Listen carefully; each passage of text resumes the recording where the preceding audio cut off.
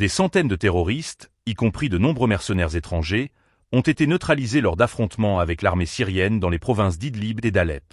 Selon un communiqué du commandement militaire syrien, ces opérations ont permis d'infliger d'énormes pertes aux groupes armés, avec des centaines de combattants éliminés ou blessés. L'armée a également détruit une multitude de véhicules et d'équipements blindés, tout en abattant 17 drones ennemis. Pour faire face à cette escalade, l'armée syrienne a déployé des renforts sur la ligne de contact, où les combats se poursuivent.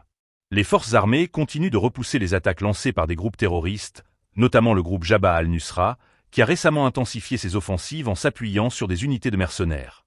Ce dernier a violé un accord de désescalade, entraînant une série d'attaques contre des villages et des positions militaires dans les provinces d'Alep et d'Idlib.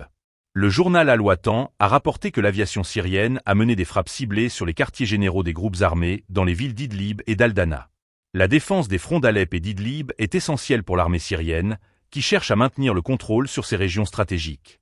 En réponse aux attaques de Hayat Tahrir al-Sham, l'armée a ciblé les lignes d'approvisionnement des militants à l'ouest d'Alep, tout en frappant les concentrations terroristes à Idlib.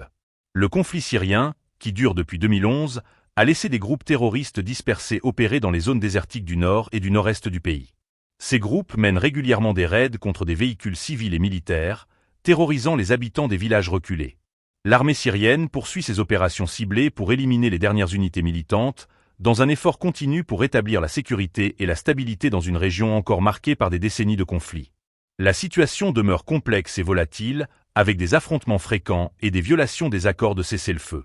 Les forces gouvernementales syriennes, soutenues par des alliés, continuent de lutter contre la menace persistante des groupes armés, qui exploitent les failles de la sécurité pour mener des attaques. La lutte contre le terrorisme en Syrie est loin d'être terminée, et les conséquences de ces affrontements continuent d'affecter des millions de Syriens, tant sur le plan humanitaire que sécuritaire.